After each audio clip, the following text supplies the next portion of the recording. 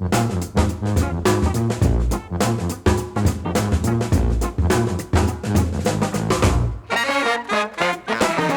right, here we go. Let's light this candle. I think it was some astronaut back in the 60s that said that.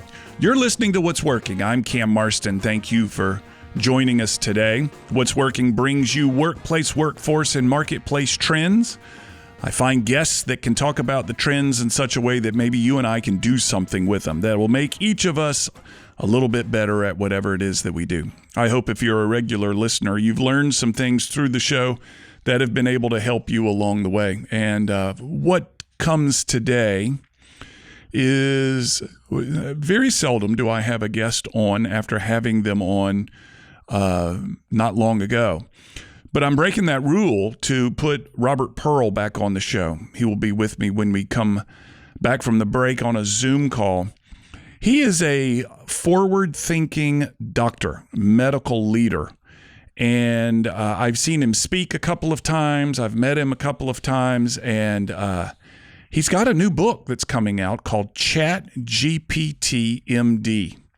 And there are a couple of things that are remarkable about this book and the promotional items that I've read and highlighted and underlined here. The first thing, and this is probably not what he wants to promote about the book, but it was written through his collaboration with ChatGPT. He essentially taught somehow ChatGPT to write this book for him. It's his content, it's his knowledge, but he worked with this technology to output the book. And I want to talk to him about how he did that. And he's written, I think, 2 books prior to this, what the process was like doing it through ChatGPT versus putting his hand to the computer keyboard and doing it that way. I'm sure there was a good part of that, but I'm very curious about that. As a guy that's written 5 books myself, I'd love to find interesting insights on how he does this. Now, the topic of the book, of course, is what we're getting him back on the show on. And he mentioned this in his last interview. One of the things that he said was that doctors are being trained incorrectly considering the technology available to them today. They're experts, he said, at memorizing. Doctors are good at memorizing. And they parrot back information. There's no reason, though, to use all that bandwidth in your head to memorize when we've got such powerful technologies in our pockets and on our hips and through ChatGPT, phones, etc., that medicine needs to change. Furthermore, he has often talked about, and we have not talked to him about this on this show, the extraordinary burnout that's going on in the medical practice. I highlighted this here. Something like 60% of doctors, here it is, 60% of doctors report being burned out. And then he goes on, 250,000 people die from preventable medical errors, 400,000 die from a misdiagnosis, and less than half, talks about diabetes, to go on there.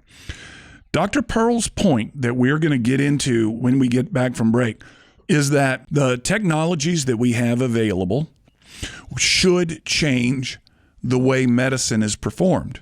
It should change the way doctors are engaging you and me, as well as I said a moment ago, the way they're trained in medical school. That the technology that we have available today will put the burden on you and me more so than ever before to diagnose ourselves, to monitor our own treatments, to monitor our own progress with the extraordinary capability of, let's just say, thousands of medical brains working together on your problem through the technology available, that the role between the patient and the doctor will need to change. A part of the book is about who wants to prevent that, because it takes their power away from prescribing drugs to you and me, putting their hands on you and me.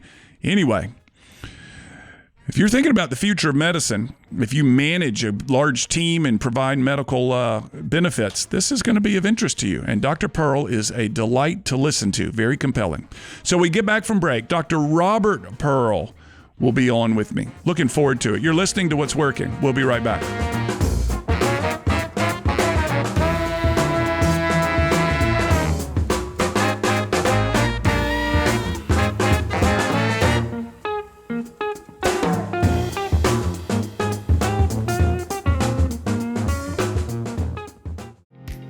This is Seth Cherniak, Vice President of Branch Development for the Jeffrey Matthews Financial Group.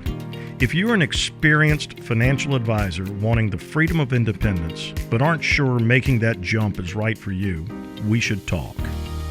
Jeffrey Matthews has developed a successful program for advisors who don't want to be 1099 contractors and don't want to pay for their own overhead. We're looking for advisors who want the freedom to run their business the way they see fit with the support that comes with a W-2 firm. If you're interested in joining one of our branches, or if you want to open your own branch as a full-time employee, let's chat. Our compensation plan is one of the most competitive among all W-2 firms, big or small. Reach out to us today at jeffreymatthews.com, connect with me, Seth Cherniak, on LinkedIn, or click the link in the podcast. Jeffrey Matthews Financial Group, member FINRA, SIPC.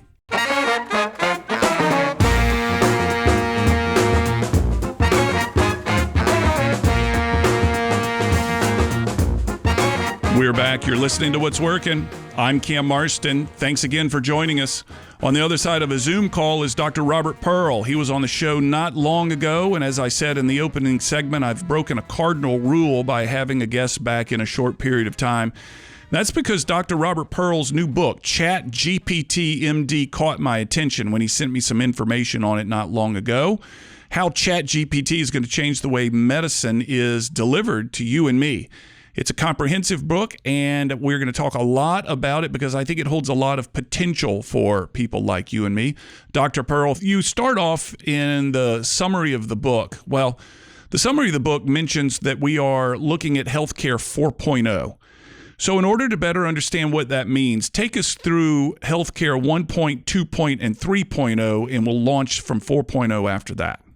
When you look at healthcare and technology, what you see is that sometimes technology is embraced by clinicians and sometimes it doesn't perform. And each of these eras has a hallmark, one direction or the other. Healthcare 1.0 was the late 20th century. It involved the introduction of CT, MRI, ultrasound, heart-lung machines, technology that allowed clinicians to extend human life, achieve better clinical outcomes, and provide better medical care at affordable costs. It was an era of great success. Around the turn of the century, we had healthcare 2.0. It was marked by the introduction of the electronic health record. I can remember the enthusiasm people had. This would provide information every time a patient would go to a doctor's office, to a hospital, to an ER. It would save lives. It would allow patients to get the health care they needed the right way the first time. And I think it's been a dud. And it's been a dud because the technology, rather than being applied to improving people's health, has been used for financial purposes, for billing, for claims, for documentation, for justification to insurance companies. And a quarter of a century later, there's no what's called interoperability. Your electronic medical record in one doctor's office is not available in another. It's an era of failure. The third one was really the era of the internet. This was the time that individuals were able, as consumers, to use technology to buy retail, to book flights, to make financial transactions, to be able to get educated on various topics. Again, a tremendous opportunity for the patient, but it also hasn't delivered on that promise. And then now we're in healthcare 4.0. It's marked by the introduction of generative AI. I use the phrase in the book titled ChatGPT MD. By the way, the book is a #1 bestseller on Amazon right now. And all profits from the book go to Doctors Without Borders.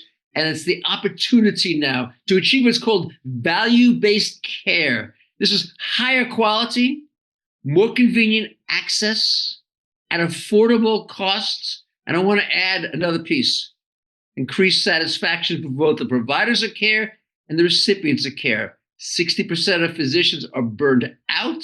They need relief.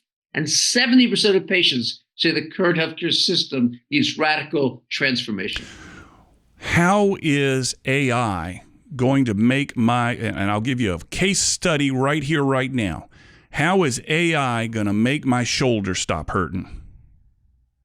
It depends upon why your shoulder is hurting, but I can give you an example of a podcast host that I spoke with earlier this week. Yep. And at the end of the show, she said to me, Dr. Pearl, I know you're a skier, and I know you're also a clinician. So let me ask you, if you don't mind, about my husband. He was skiing. He took a fall. He fell with his arm extended over his head. And now it's 2 months later, and his shoulder is painful and doesn't work. Probably a different situation than yours, Cam. But I said to her, I think I know what the diagnosis is, but why don't you put all the information into ChatGPT? Put everything you can remember about the accident, about his medical history, about how well he can use it now, anything you think that can be interesting and relevant. And she sent me an email a couple of days later. It said, thank you so much. ChatGPT not only made the right diagnosis, but it recommended the right diagnostic test. And it said I should contact an orthopedic surgeon because he probably needs an operative procedure. Lo and behold, it's exactly what happened. The diagnosis that I thought also aligned with ChatGPT's diagnosis and the orthopedic surgeon. And the surgeon said to him, if you'd waited longer, the torn rotator cuff that you suffered in the fall would have been more difficult to repair, and I might not have been able to get the same result. That is potentially how it will help you. Obviously, in some circumstances, you need an X-ray to make a diagnosis. You obviously need a lot of history going into place, but it will allow you as I'll call it untrained, you've never been to medical school individual, to make accurate and reliable diagnoses to the best that is possible without the diagnostic test need to happen. And if a diagnostic test needs to happen, it will inform you of what should occur so that you could ask your clinician about it. You're suggesting that any of my listeners right now could go on to ChatGPT as it currently is, offer lots of detail about whatever ails them, and even at this moment, right now, here today, get a preliminary, fairly accurate, from the example you've just given us, a fairly accurate preliminary diagnosis right here today. This is not the future. This is now. Let me be clear about this. Very important, Cam. First of all, I'm talking about GPT-4, which is a subscription model. Okay. Cost of a latte a week. But I also want to stress they can get a lot of information and far more expertise than if they went to Google and just clicked shoulder pain. Right. But the technology today is not yet ready for them to rely on it. They should use it to get information, but now they need to check with a human. This may change over time. ChatGPT and all generative AI is ChatGPT just because it rolls off the tongue pretty easily. Yep. But it's really all the generative AI, includes Gemini from Google and Claude from Anthropic. All of this technology is improving, doubling in power every year. And when you do the math, that means in 5 years, it's going to be 30 times more powerful. Our brains can't comprehend that. That's like your car being able to go as fast as an airplane 5 years from now. It's just too big a leap. But I'm talking about what's coming, not sometime in the distant future, but in the near future, 3 to 5 years, they will be able to do exactly what you said. Today, they can use it to get information, they can practice, and they learn from it, but they're preparing themselves for a couple of years from now when it will transform American medicine. And a company called NVIDIA that manufactures the chips just announced that it would be releasing Nurse AI Bot. And in the preliminary studies that they did, it outperformed nurses. And it's not just nurses. The study in JAMA last year showed that the new technology can actually make diagnoses better than ED doctors, over a 90% reliable rate based upon the symptoms the patient shows up with at the ED versus something about 10% less when given to the regular kind of ED doctors that they tested it against. There is going to be somebody, I'm interested, and we're running into break now. I'm interested in your experience or knowledge of parallel technologies that were introduced to society that scared the bejesus out of people, and ultimately they've become dear to us and we don't even think about them anymore. And let's talk about whether there are parallel paths with those stories and what we're seeing today with ChatGPT and how we can adopt it. You're listening to What's Working. I'm Cam Marston. Robert Pearl on the other line. We'll be right back.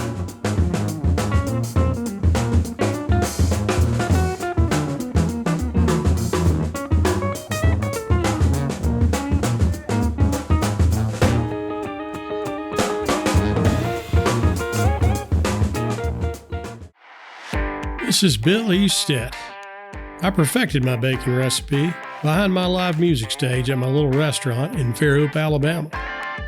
We have custom-made smokers and small batch bacon made just for you. So if you're looking for the best bacon in America that has been cured, smoked, and even serenaded by songwriters, you definitely need to try Billy's Small Batch Bacon. www.billiesbacon.com.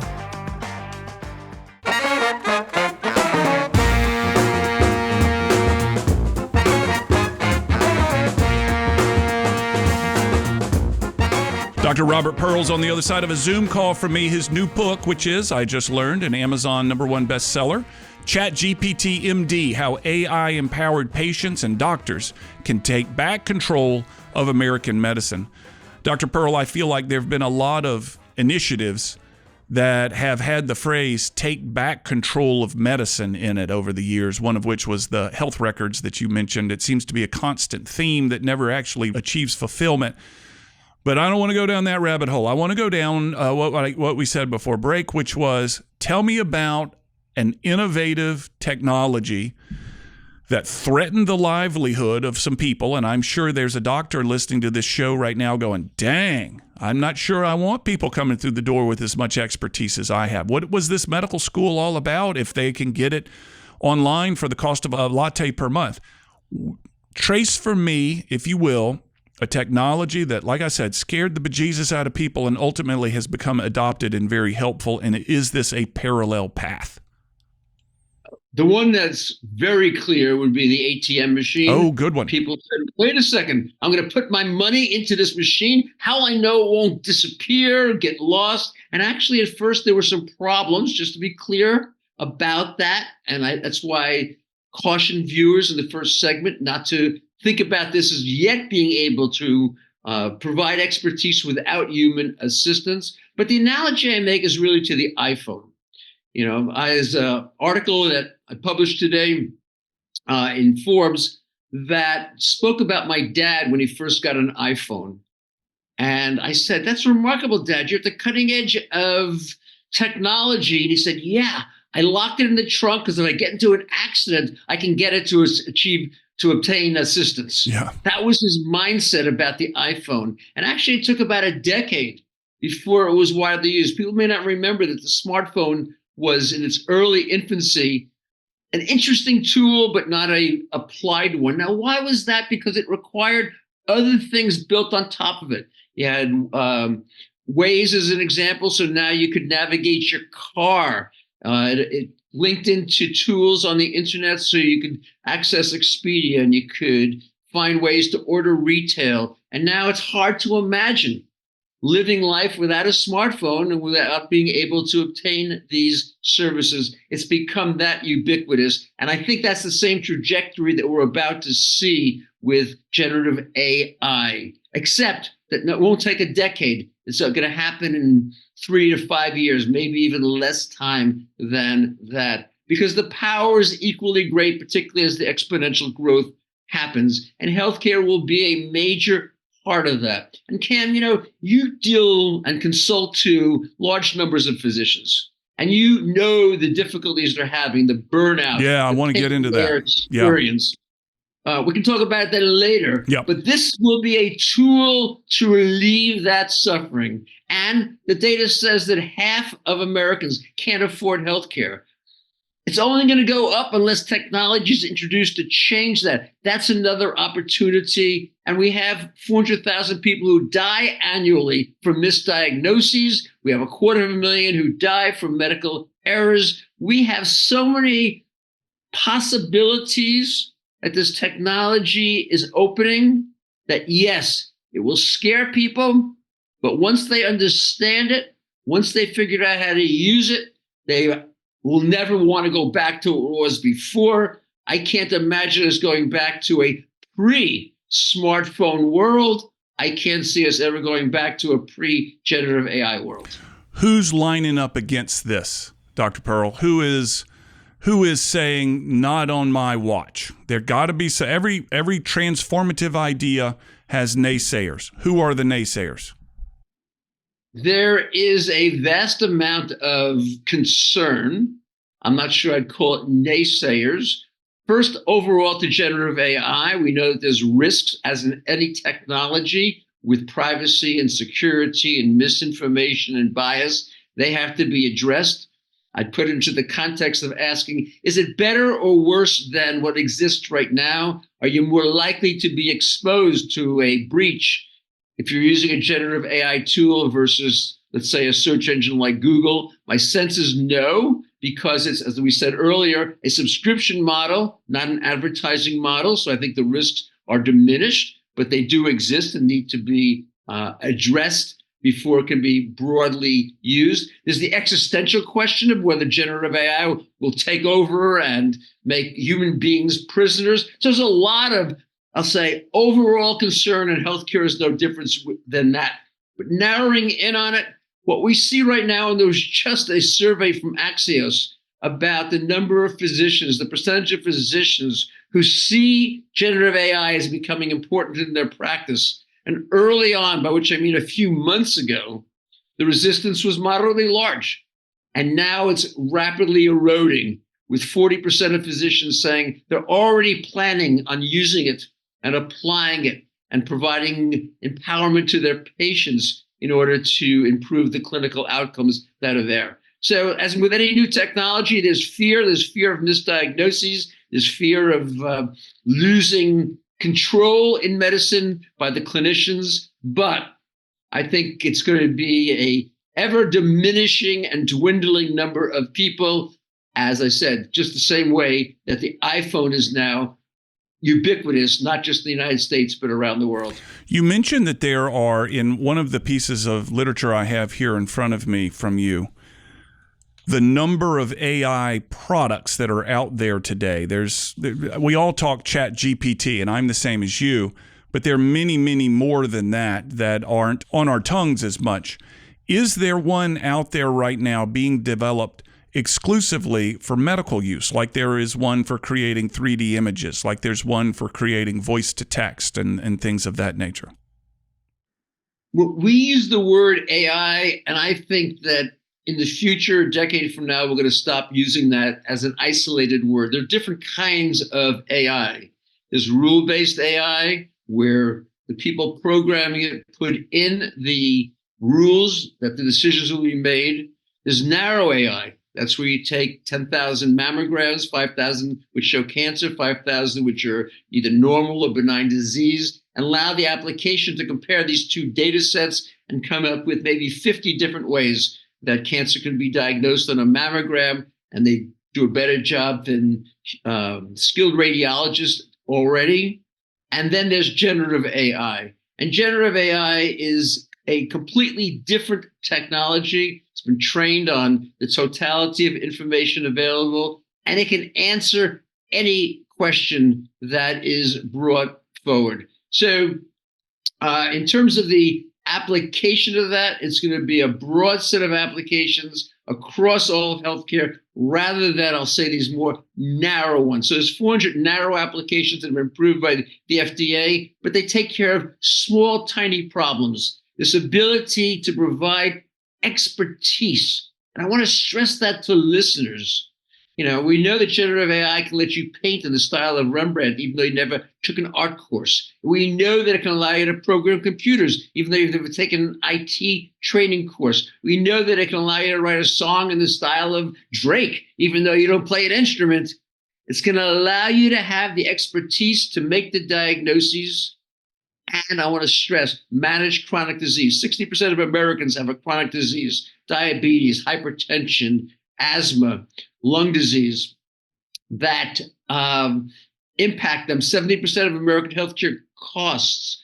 The complications of them are heart attacks, strokes, cancer. Imagine what would happen in medicine if 30% of the heart attacks, strokes, cancers, kidney failures could be eliminated. Imagine how much healthier we'd be as people. Imagine how much more care would be affordable. Imagine how the demands on clinicians would diminish. This is the opportunity that exists right now or exists in a very short time period.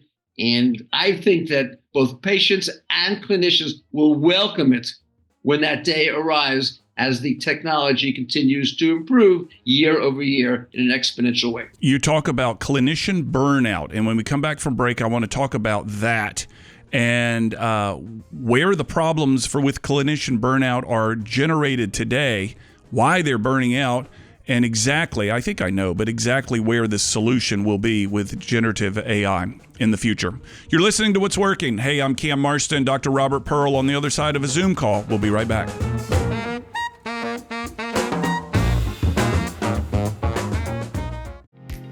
This is Seth Cherniak, Vice President of Branch Development for the Jeffrey Matthews Financial Group. If you're an experienced financial advisor wanting the freedom of independence, but aren't sure making that jump is right for you, we should talk. Jeffrey Matthews has developed a successful program for advisors who don't want to be 1099 contractors and don't want to pay for their own overhead. We're looking for advisors who want the freedom to run their business the way they see fit, with the support that comes with a W-2 firm. If you're interested in joining one of our branches, or if you want to open your own branch as a full-time employee, let's chat. Our compensation plan is one of the most competitive among all W-2 firms, big or small. Reach out to us today at jeffreymatthews.com, connect with me, Seth Cherniak, on LinkedIn, or click the link in the podcast. Jeffrey Matthews Financial Group, member FINRA, SIPC.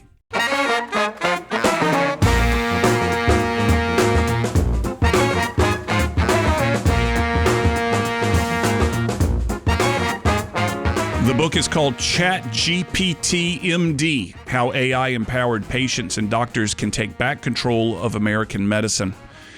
Dr. Robert Pearl is on the other side of the Zoom call from me, and he and I have talked about this a little in a previous episode, but this new book, which is available as we speak on Amazon.com and doing quite well, paints an incredible picture of what it could be. One of the challenges that healthcare faces today, as Dr. Pearl gets into, is misdiagnoses, is burnout, is people dying from medical errors. 250,000 of them, according to this note, die from preventable medical errors, 400,000 misdiagnoses, et cetera. So there's a lot of opportunity for improvement. How much of these problems, Dr. Pearl, are generated by clinician burnout, and how are you suggesting that AI is going to resolve that? When I think about a problem like burnout, I begin by saying, what's the diagnosis? Why are clinicians getting burned out? And I think it's the fact that what's being asked of them is not humanly possible. Data has said that for a primary care physician to do everything that is recommended for optimal medical care would take 27 hours a day. It's just not possible. And then you have to go to the next level of diagnosis. Okay, why don't clinicians have enough time? And I believe that that is because the proliferation of chronic disease that we mentioned earlier. If you have an acute problem, appendicitis or pneumonia, I take your appendix out and prescribe an antibiotic, and usually you get better, and we're done. You have a chronic disease like diabetes, I'll need to see you as a clinician 3 to 4 times a year for the rest of your life. When 60% of people now have chronic disease, and it's growing, by the way, diabetes now either people have or are at risk for and imminent beginning of diabetes, a third of Americans. That is massive. And by the way, we do a terrible job of controlling it. Less than half of patients with type 2 adult onset diabetes are under good control. But when you have that situation, you're just running on a treadmill ever faster, ever faster. And as the costs go up, the insurers put pressure on you to see more patients, to do more things. We're in a vicious cycle. And that's where American healthcare is today. Burnout is the result. Cutting corners leading to misdiagnoses, cutting corners leading to medical errors. All the problems you said are ones that we are now facing as a nation. And both clinicians, the providers of care, and the recipients of care are suffering as a result. So if that's the diagnosis, what's the treatment? Right. How do we diminish the demand on clinicians? Now, a lot of people have taken an approach of rationing. Well, that's a bad idea. Why is that? Because you maybe decrease demand this year, but next year it goes up because the complications of the disease get worse. The best way to get there is to keep people healthier. Avoid the medical problems in the first place, but we haven't had a tool to do that. Generative AI, ChatGPT, Gemini, Claude, whichever system you want offers that potential. Why is that? Because chronic disease is with you every single day. We have wearable devices that can diagnose your blood pressure, your pulse, your blood oxygen, your blood glucose. And what happens with them? It's another technology that has failed. Why is that? Because a patient doesn't have the expertise to be able to interpret that data coming off of that wearable. And the clinician is so busy, doesn't want all that information clogging up their medical electronic health record. It goes nowhere. So this technology that's available to make a major difference isn't used at all. Well, ChatGPT, generative AI, can exactly do that because it can interpret the information, update you on how it's doing, tell you when you need preventive services. It needs to be integrated with your clinician so that the clinician can allow you to know when to contact that individual, when things are okay within the parameters that the generative AI is analyzing. But it can move forward, and by increasing blood pressure control from where it is right now, 55% to 90%, we can eliminate 40% of strokes in the United States. Mm-hmm. By being able to better manage diabetes, we can avoid amputations of the legs. We can avoid kidney failure, heart disease. We have the opportunity to use this technology to diminish by 30 to 40% these life-threatening, highly expensive problems. Now, I want to go back to where we started this conversation, Cam, if I could, way at the beginning of the first episode. Why does technology, that is great technology, fail to be used? And the answer is because it either slows down the clinician or erodes income. And I don't mean that in a pejorative sense. Doctors are like everyone else. They have a family to support, a life to live, and any technology is going to erode that. So we need to, in parallel, change reimbursement in medicine. Transactional fee for service. The more you do, the more you get paid. Whether it does any good doesn't matter. In fact, if you make a medical error, you're often paid twice, once to create the problem, once to fix it, to a form of prepayment, value-based care, capitation. We have lots of words for where a group of clinicians is given a certain amount of money to take care of a population of patients. And the better they do at preventing disease, avoiding complications, maximizing health, the better the patients do, and the better the providers of care do. And this combination of a different economic model with a technology, now to answer your earlier question, is what drives clinicians to want to empower patients. Because now if the patient can do, let's say, 20% of what's done in the office, the clinician has more time. They can spend more time with the patients they see in person. They can have a deeper doctor-patient relationship. They don't cut the corners, and they go home at night feeling like they've done a great job. Burnout goes down, health improves, longevity increases. What you're also asking in this is that the patient take more responsibility for themselves. And that's been a part, I feel like, of medicine for a long time. We need to get the patient more involved in their own healthcare, their own well-being.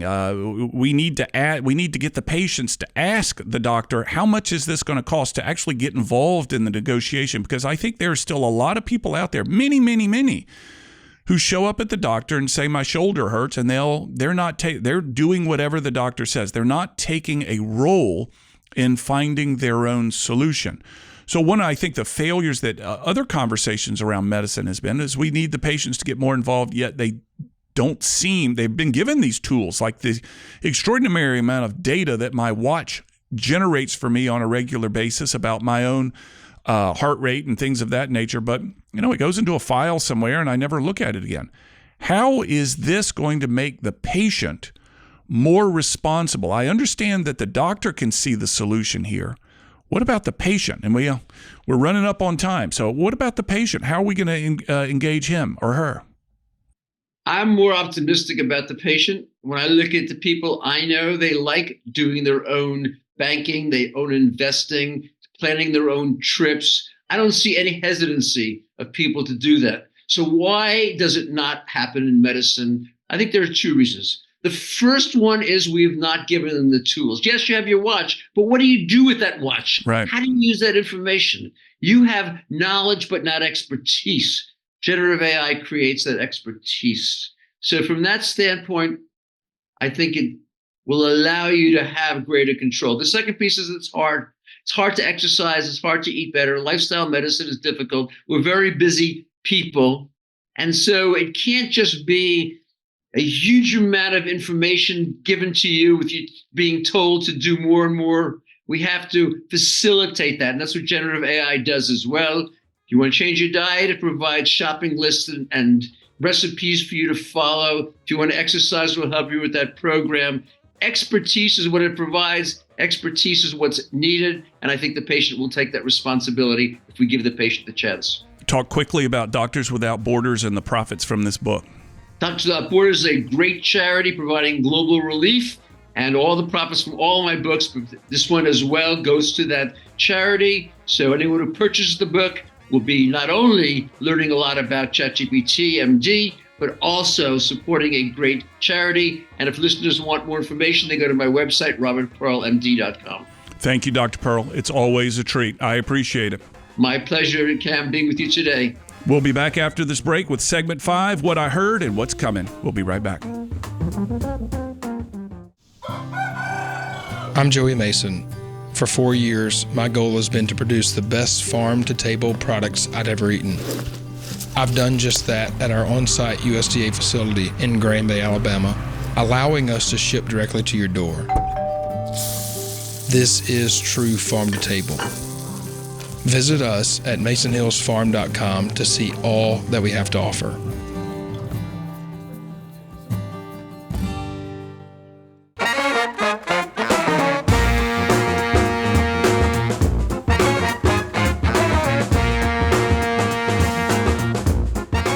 Well, I hope he's right.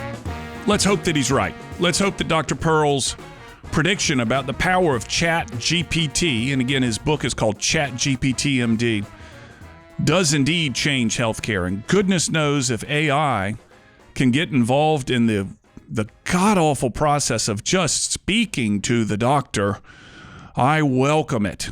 Because between the last conversation with Dr. Pearl just now, and as we're speaking, I've been trying to set an appointment with my own doctor. Good Lord, the process of it takes to get any sort of progress made in setting an appointment or anything like that. It's god awful. It's just awful. Anyway, I hope he's right. I hope the capability of ChatGPT and all these other AI products will allow us to seek better and quicker and more thorough processes. I do think, though, there are going to be those, and I remember this argument made to me years ago. So living here where I do, and perhaps many of you have a similar example, is the belief that I have one doctor. I have a doctor, and he or she gets to know me well, and because of that relationship of getting to know me well,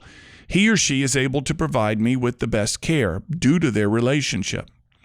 The other side of that is, let's assume I don't have one doctor, but I have access to a bunch of doctors, and I then get, let's say, 5, 7, 10 brains working on my medical problem versus one brain working on my medical problem. Which would I prefer? And I don't exactly have an answer to that. I know right now, the way I'm feeling is this moment, trying to set an appointment, I'd rather have 10 than one, because getting in touch with the one has proved to be an extraordinary pain in the tail. But I think this ChatGPT conversation will lead down a similar road. Would I rather have one doctor who gets to know me well, and he or she and I have a relationship, versus the use of a technology where I may not have the intimate relationship with the doctor, where she knows my problems, but instead have a less fallible technology than my doctor and diagnose my problems, if that makes any sense. Again, right now, I'd prefer anything but what I'm going through trying to set appointments. But I think the potential of me as a consumer using something like this technology would be something I prefer. Versus me, I don't show up at the doctor and say, I'll do whatever you say. I show up at the doctor and say, what do you think? And let me counteract what you think with my own research and some other opinions, etc. I'm much more involved, I think, than the average consumer. So I myself am looking forward to this ChatGPT technology, that it comes out and continues to be able to learn, and particularly if there's an interactive way to enter my own symptoms that gives me more the feeling of control than what I have at this very moment. Anyway, I'm grateful for Dr. Pearl. He's always a good interview, always very compelling.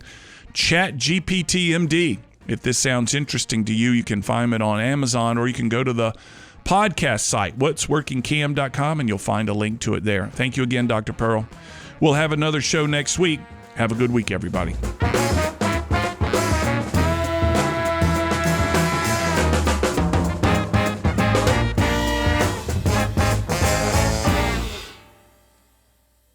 As you likely know, this show originates as a radio show broadcast across the state of Alabama, and it continues to grow in both radio listeners and market. After it's formatted for radio, we then turn it into this podcast. Please share it with those you think would find it interesting, and subscribe to the podcast on my YouTube page, where you can leave messages and your thoughts and your comments, and I'll certainly get back in touch. Finally, if you're a fan of the show, please offer a review on Apple Podcasts or Spotify. You can find my book called What Works on Amazon.com. In it, I highlight the top 10 ideas from the first 200 episodes of the show. Mind you, they're not the top 10 best episodes, they're the top 10 best ideas. Many times the same ideas are brought up again and again by different guests, and we dig into those ideas in such a way that they'll be easily applicable for your business. Simply go to Amazon and enter my name, and you'll find What Works as well as my other books. Chapter titles include How to Find a Niche, Innovation, Building Teams, and so forth. To learn more about the workshops and seminars I offer, go to cammarston.com. There you can view clips of my work, view workshop titles, view my reviews, case studies, customer lists. It's all there. If you'd like a free copy of one of the chapters of my book, enter your email address at the bottom of the homepage at cammarston.com. And from that site, you can email me directly. I always love to hear from you. You'll also find me on social media. Find Cam Marston on all the social media platforms, and you may need to enter the numeral 1. There's one other Cam Marston out there, and that numeral 1 distinguishes me from him from time to time. So if you're unsure if it's me or not, enter that numeral 1 after my name, and it should do the trick. On a more personal and less professional side, I record weekly commentaries that air across Alabama on Alabama Public Radio twice each day on Fridays, called Keeping It Real. They've won statewide and national awards. They're simple observations on the world as it goes on around me, and they're only a few minutes long. They're a passion. You can find them on the same podcast app you're using to listen to this. Finally, if you're interested in advertising on this podcast or the radio show, reach out. I've worked hard to cultivate a specific listener, and I can tell you all about them, and I have many different options for helping you reach them. Thanks again for listening. We'll have another episode available soon.